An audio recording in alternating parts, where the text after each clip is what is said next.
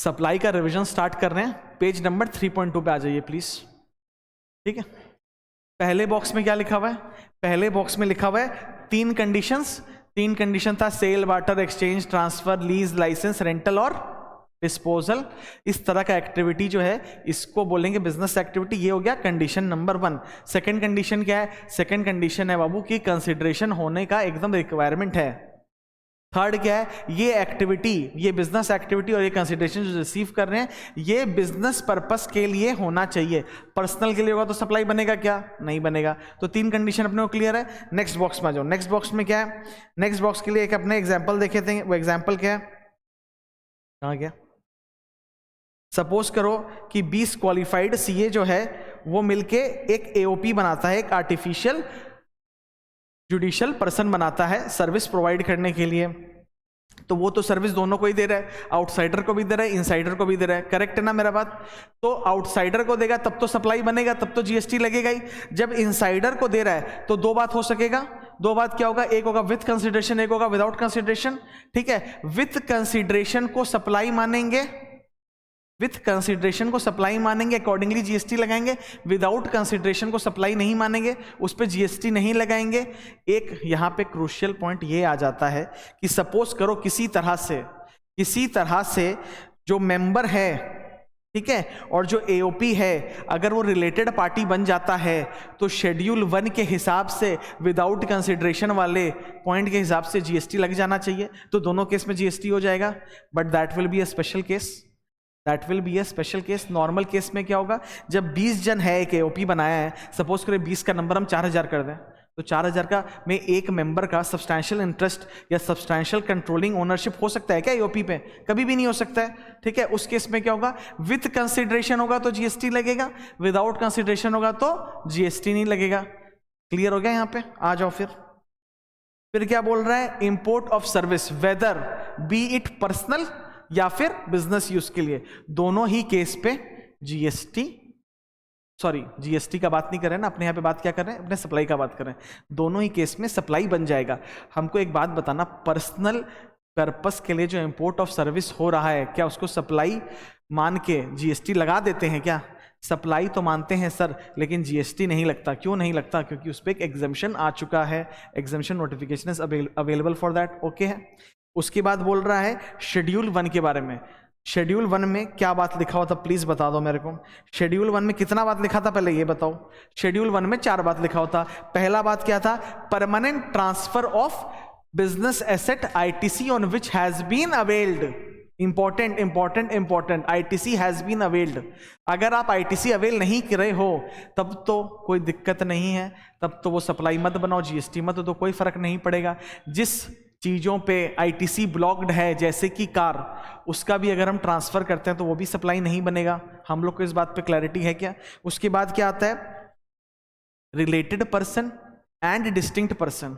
ये दो तरह का कैटेगरी ऑफ पर्सन जो है, इनके बीच में अगर आपस में ट्रांजैक्शंस हो रहा है विदाउट कंसीडरेशन तो उसको सप्लाई मानेंगे। सर कंफ्यूजन हो गया है, क्या डिस्टिंक्ट पर्सन और रिलेटेड पर्सन के बीच में ट्रांजैक्शन होगा? नहीं, दो रिलेटेड पर्सन के बीच में होगा या फिर दो डिस्टिंक्ट पर्सन के बीच में होगा। ठीक है, डिस्टिंक्ट और रिलेटेड के बीच में नहीं हो रहा है तो कंफ्यूजन का कोई स्कोप नहीं है अपने पास। डिस्टिंक्ट पर्सन के बीच में अगर कोई ट्रांजैक्शन हो रहा है विदाउट कंसीडरेशन तो उसको सप्लाई मान लेंगे। क्लियर हो रहा है ना? यहां पे एक छोटा सा एक्स्ट्रा पॉइंट क्या है बताओ? एम्प्लॉयर और एम्प्लॉय भी रिलेटेड पार्टी हो जाता है। और यहां पे एक एग्जेम्पशन या यहां पे एक एक्स्ट्रा पॉइंट क्या लिखा हुआ है कि एम्प्लॉयर अगर एम्प्लॉय को इन अ ईयर 50,000 या उससे कम का गिफ्ट दे रहा है, 50,000 या उससे कम का गिफ्ट दे रहा है तो उस पर जीएसटी नहीं लगेगा, वो एग्जेम्प्ट हो जाएगा, उस पर सप्लाई नहीं माना जाएगा। ये क्लियर है ना अपने को? 50,000 से ऊपर देगा तो 60,000 का दिया तो पूरा 60,000 पे सप्लाई मान लिया जाएगा। ठीक है। Third point is supply between, supply क्या चीज का है? लेकिन सप्लाई गुड्स का है। वेरी वेरी इंपॉर्टेंट, याद रखना। Supply of goods between principal and agent और एजेंट एंड प्रिंसिपल। ठीक है ना?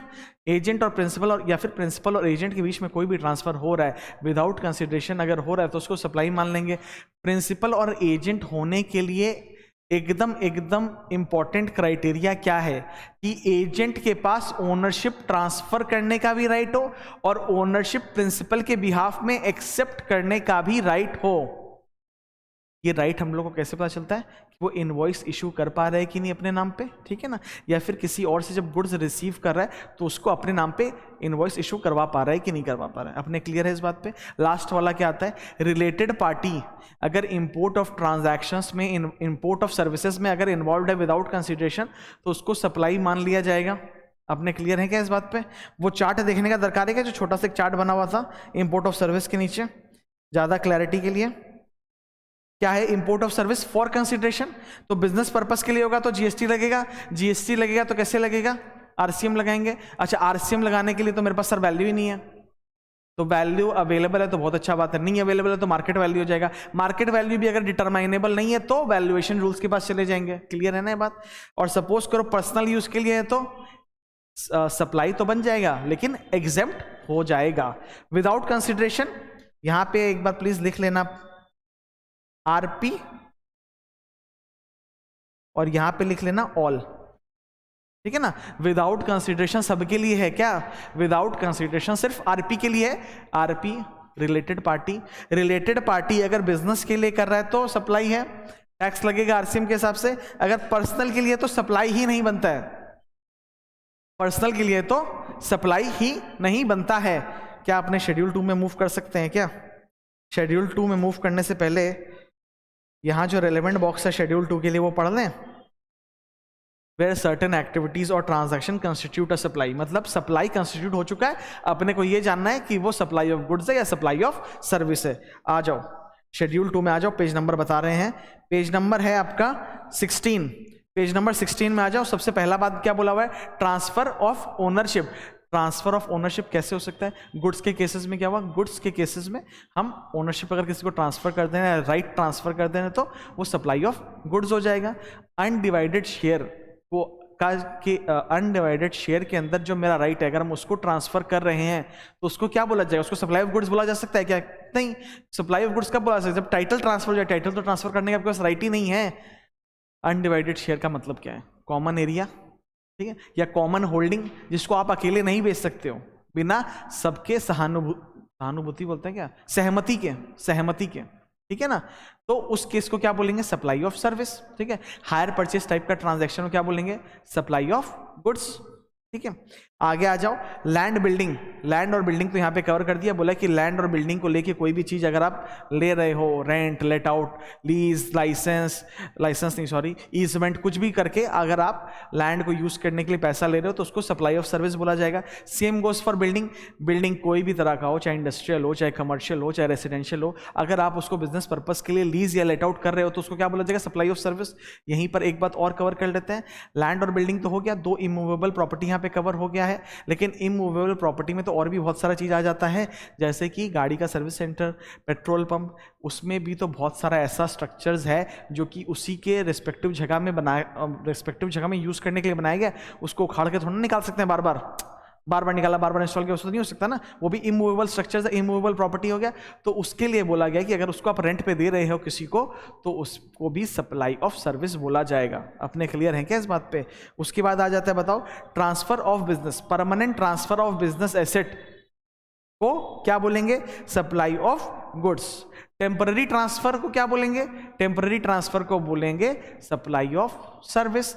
जब हम पूरा का पूरा बिजनेस ही किसी और को बेच दे रहे हैं, मतलब रनिंग बिजनेस ही बेच दे रहे हैं, तो सरकार को तो कोई लॉस या फायदा नहीं हो रहा है, उसको पहले जीएसटी मिल रहा था, अभी भी जीएसटी मिलेगा, तो उस टाइप का ट्रांजैक्शन को क्या बोलेंगे, सप्लाई ऑफ सर्विस, जो कि एग्जेम्प्ट होता है। ये हम लोग पहले ही कवर कर चुके हैं, आगे मूव कर जाओ। अच्छा, एक पॉइंट रह गया, क्या था वो, जब बिजनेस क्लोज कर देंगे तो क्या होगा, जब बिजनेस क्लोज कर देंगे तो क्या होगा, डीम्ड रेसिपिएंट कौन होगा, one self will become the deemed recipient, मतलब हम खुद को ही डीम्ड रेसिपिएंट मान लेंगे और जीएसटी अकॉर्डिंगली लग जाएगा, जीएसटी अकॉर्डिंगली लग जाएगा। अपने क्लियर है क्या इस बात पे।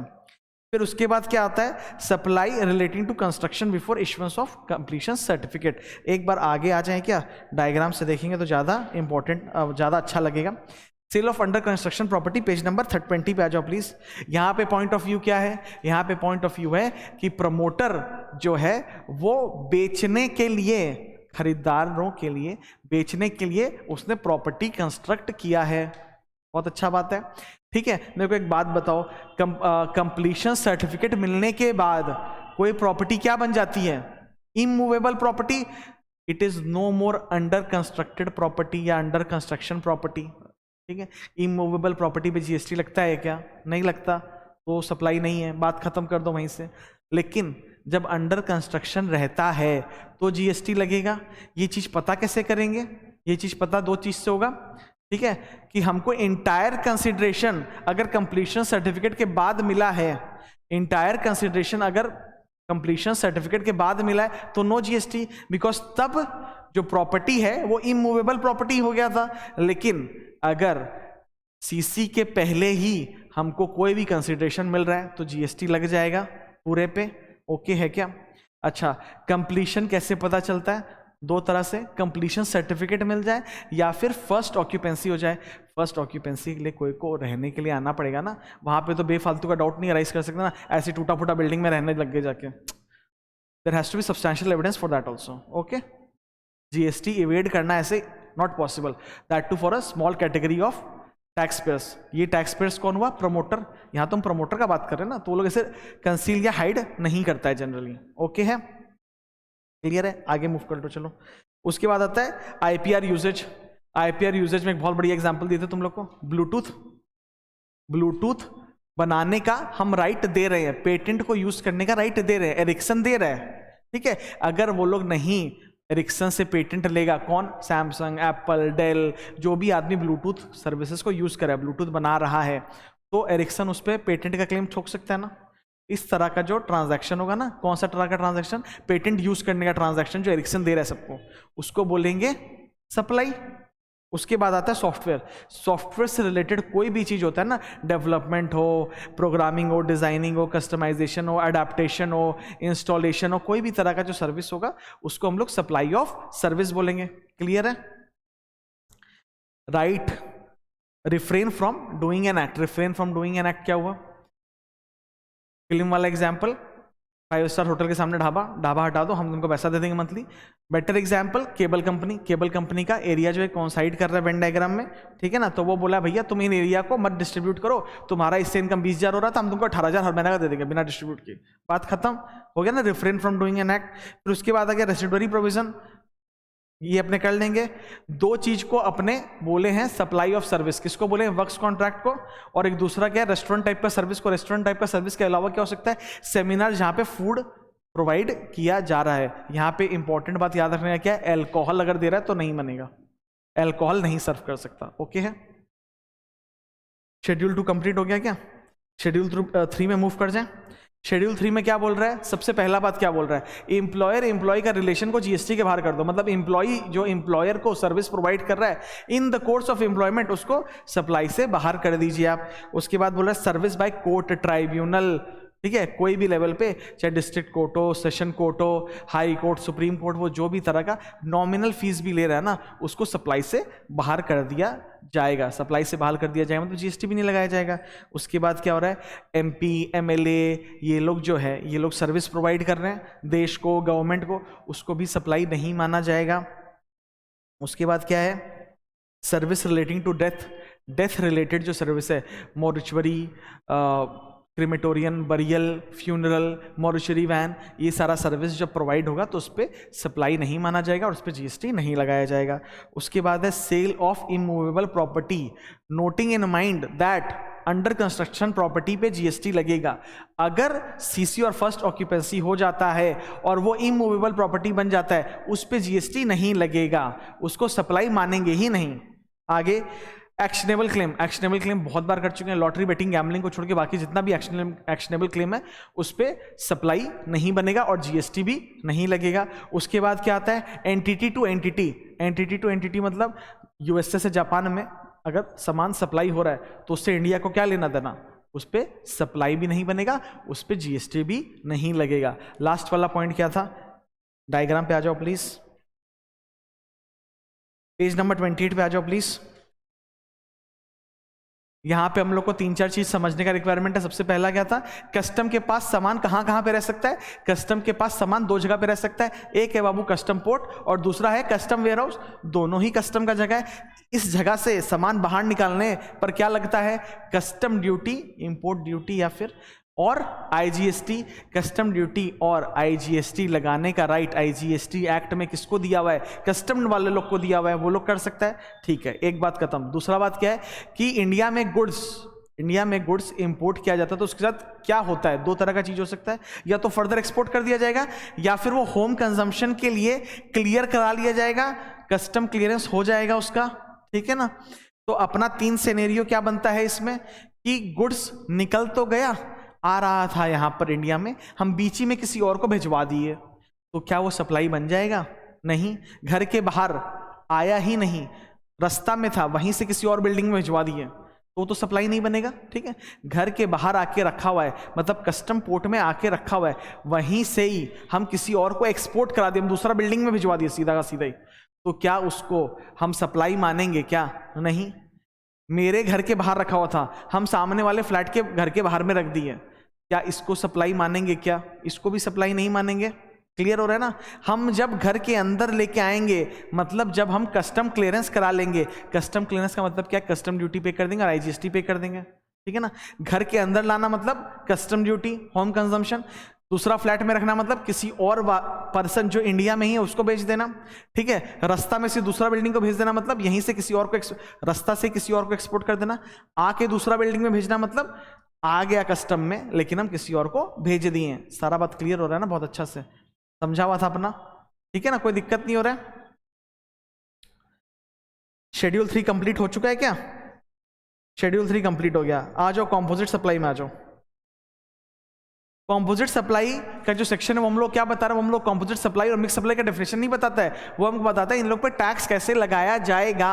तो कंपोजिट सप्लाई में टैक्स कैसे लगाया जाएगा, कंपोजिट सप्लाई में 3-4 सप्लाई होती है, जिसमें से एक सप्लाई प्रिंसिपल सप्लाई होती है।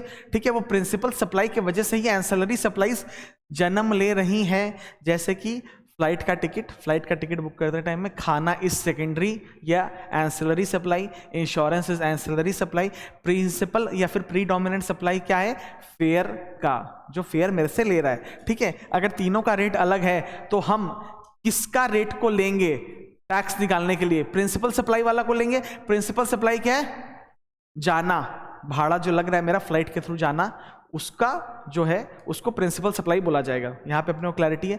मिक्स सप्लाई क्या हुआ, mix supply like gift basket, gift basket में बहुत सारे आइटम्स रहते हैं। ठीक है ना। Dry fruits, chocolates, aerated water, aerated soft drinks होता है, जूसेस होता है। ठीक है। उसमें कहीं सारा जन का रेट जो है 28 हो सकता है, 28% हो सकता है, कुछ का रेट 18 होगा, कुछ का होगा 5, कुछ का होगा 12। तो अपने को कौन सा वाला रेट लेना है, मैक्सिमम वाला। सपोज करो मैक्सिमम वाला अगर 18 ही है तो 18 ही लेंगे ना, थोड़ा ना 28 ले सकते हैं। ये बात अपने को क्लैरिटी हो रखा है ना। सर्कुलर्स में आ जाओ प्लीज। सर्कुलर में पहला सर्कुलर है पेज नंबर 33 में। पेज नंबर 33 में ये सर्कुलर किस चीज के बारे में है प्लीज बताओ। ये सर्कुलर किस चीज के बारे में है, बस का बॉडी बिल्डिंग, ट्रक का बॉडी बिल्डिंग नहीं, बस का बॉडी बिल्डिंग जब हो रहा है ना तो there is always an ambiguity कि ये सप्लाई ऑफ गुड्स बनेगा, ये सप्लाई ऑफ सर्विस बनेगा, क्योंकि जो बन रहा है ना उसका कॉस्ट, जो बॉडी बिल्डिंग का कॉस्ट है ना वो सब्सटैंशियली ज्यादा हो सकता है। मतलब गुड्स का जो वैल्यू है उसमें वैल्यू ऑफ सर्विस से बहुत ज्यादा हो सकता है। तो there is ambiguity. So in each and every case it is to be decided whether it is supply of goods or whether it is supply of service. okay है क्या। उसके बाद आ गया retreading of tyres. Retreading of tyres क्या होता है, पुराना tyre जब घस जाता है ना तो उस पर रबड़ का एक लेयर चिपका दिया जाता है। तो रबड़ इंपॉर्टेंट है या रबड़ चिपकाना इंपॉर्टेंट है, रबड़ चिपकाना इंपॉर्टेंट है। तो ये क्या बनेगा, supply of service. Second scenario क्या आता है यहाँ पे, हम रीट्रेडिंग टायर जो बेचता है ना उसके पास ही चले गए, जो करता है वो बोला कि हम बेच भी देंगे, मेरे पास पड़ा बैठा है जिसको हम रीट्रेड कर रखें, उसको हम रेक्टिफाई कर रखें, ठीक कर रखें, वो हम बेच देंगे। अगर ऐसा काम हो रहा है तो उसको क्या बोलेंगे, सप्लाई ऑफ गुड्स। क्लैरिटी है। आ जाओ प्रिंटिंग वाला चीज में। प्रिंटिंग वाला चीज में भी 2 सिनेरियो बनता है। पहला सिनेरियो क्या है, बुक का प्रिंटिंग। बुक का प्रिंटिंग लिए सबसे इंपॉर्टेंट चीज क्या है, ऑथर से मटेरियल मिलना ना, या पब्लिशर से मटेरियल मिलना, या पेपर इंपॉर्टेंट है। पेपर तो बाबू इंपॉर्टेंट नहीं है ना, इंक भी इंपॉर्टेंट नहीं है, इंपॉर्टेंट क्या है, मटेरियल मिलना, ऑथर से और पब्लिशर से, कोई भी दे सकता है, उसमें तो अपने को डिबेट है नहीं ना। अगर ये काम होगा तो उसको क्या बोलेंगे, सप्लाई ऑफ प्रिंटिंग सर्विसेज, जिसका जीएसटीएन कोड यहाँ पे दिया हुआ है 998912। दूसरा वाला क्या आ गया, सप्लाई ऑफ गुड्स। ये सप्लाई ऑफ गुड्स कब हो सकता है, जब बना बनाया मटेरियल पे सिर्फ मेरा लोगो छाप दिया जा रहा है, ठीक है, या ऐसा मटेरियल जो बना बनाया होता है उस पर लोगो ही लगता है, बिजनेस कार्ड, एनवलप्स, डायरी वगैरह वगैरह वगैरह। क्लियर हो रहा है ना यहाँ पे बात। वहां पे प्रीडोमिनेंट चीज क्या है, गुड्स, वो एनवलप, वो डायरी, वो मेन चीज है, आपका तो लोगो सिर्फ सटाया जा रहा है उसमें। ओके हो गया। नेक्स्ट पेज में आ जाओ, पेज नंबर 37 पे। अभी हम लोग जस्ट कंप्लीट किए हैं इस चीज को, इंटर मूवमेंट ऑफ व्हीकल्स। इसको एक बार व्हीकल्स बोल लेते हैं। ये बहुत सारा कैटेगरीज है, train, buses, trucks, tanker, trailer, vessel, container, aircraft. इनका अगर इंटर स्टेट मूवमेंट हो रहा है दो कारणों की वजह से, क्या कारण हो सकते हैं, पैसेंजर कैरी, गुड्स कैरी, या फिर दोनों, ठीक है। सेकंड वाला क्या है, repair and maintenance. Repair and maintenance के लिए दूसरा स्टेट में भेजा गया है, रिपेयर एंड मेंटेनेंस के लिए दूसरे स्टेट में भेजा गया है। तो इसको इंटर स्टेट मूवमेंट को ना, इस इंटर स्टेट मूवमेंट को हम सप्लाई नहीं मानेंगे, ठीक है, बशर्ते ये डिस्टिंक्ट पर्सन के बीच में होना चाहिए, ये डिस्टिंक्ट पर्सन के बीच में होना चाहिए। डिस्टिंक्ट पर्सन, सेम पेन अपने क्लियर कर चुके हैं। आ जाओ पेज नंबर 39 पे, पेज नंबर 39 पे। लैब मैन्युफैक्चरर, लैब किस चीज के लिए यूज होता है, डिटर्जेंट बनाने के लिए यूज होता है ना, डिटर्जेंट बनाने के लिए यूज होता है। और लैब बनाने के लिए अपने को क्या चाहिए, एन पैराफिन चाहिए। एन पैराफिन किससे निकलेगा, SKO से, सुपीरियर केरोसिन ऑयल से। सुपीरियर केरोसिन ऑयल किससे मिल रहा है, इंडियन ऑयल से, ठीक है ना। सपोज करो वो 100 लीटर SKO भेज दे रहा है, ठीक है, यूनिलीवर को। तो यूनिलीवर उसमें प्रोसेसिंग करता है, एन पैराफिन एक्सट्रैक्ट करता है। लेट्स से ये प्रोसेस के दौरान SKO का जो रिमेनिंग क्वांटिटी है ना, वो सिर्फ 85 लीटर्स ही बचा। एन पैराफिन एक्सट्रैक्ट हो गया और 85 लीटर्स ऑफ मेरे पास बच गया SKO। ये SKO वो वापस भेज देता है कहां पर, रिफाइनरी में या इंडियन ऑयल में। तो ये जो वापस भेज दे रहा है, इस पे क्या GST लगेगा, जब पहले आया तो GST लगा, तो अभी क्यों लगेगा GST, नहीं लगेगा। 15 लीटर जो एन पैराफिन एक्सट्रैक्ट हो गया है उस पे ही खाली GST लगेगा। अच्छा, और एक बात है जो बहुत इंपॉर्टेंट सा नहीं लगेगा, जब रिफाइनरी को वो 85 लीटर तेल मिल जाएगा, जो SKO मिल जाएगा, तो उसको फर्दर सेल करेगा, उस पर तो GST लगना ही चाहिए ना, उस पर तो GST लगना ही चाहिए ना, उस पर तो कोई डिबेट है नहीं। आगे आ जाओ। एक है फुल टाइम डायरेक्टर, एक है part time director. Part time director को इंडिपेंडेंट डायरेक्टर भी बोलते हैं, नॉन एग्जीक्यूटिव डायरेक्टर भी बोलते हैं। ये कौन होते हैं, बैंक्स से, FI से, या गवर्नमेंट द्वारा नियुक्त किए हुए डायरेक्टर्स, या फिर एक्सपीरियंस द्वारा वो अपना ही, उसका खुद का इतना मतलब इंटेलेक्चुअल लेवल है या क्वालिफिकेशन है, उसको हम डायरेक्टर बना लिए ताकि वो मेरे को गाइड्स कर सके, ठीक है ना। तो whole time director is equal to employ of the company, but independent director is not equal to employ of the company. वो एम्प्लॉय ऑफ द कंपनी नहीं है, उसको जो पैसा दे रहे हैं ना उस पे GST लगेगा। ये चीज डिटरमाइन कैसे होता है, इसमें तो कंफ्यूजन है कि डिटरमाइन कैसे करेंगे। तो डिटरमाइन सिंपली करेंगे, बैंक कंपनी जो है जब वो पेमेंट कर रही है ना, तब उस पे अगर वो 192 के अंदर DDS काटती है तो सैलरी है, मतलब उस पर GST नहीं लगना चाहिए, मतलब वो आदमी होल टाइम डायरेक्टर है। एल्स केस क्या होगा, अगर 194J के अंदर TDS कट रहा है तो क्या होगा, वो प्रोफेशनल सर्विसेज रेंडर कर रहा है। अगर वो प्रोफेशनल सर्विसेज रेंडर कर रहा है तो वो इंडिपेंडेंट डायरेक्टर हो गया, नॉन एग्जीक्यूटिव डायरेक्टर हो गया, पार्ट टाइम डायरेक्टर हो गया, ठीक है। तो अगर पार्ट टाइम डायरेक्टर होगा तो GST लग जाएगा, अपने ऑलरेडी क्लियर कर चुके हैं। खत्म होता है यहाँ पे रिविजन अपना।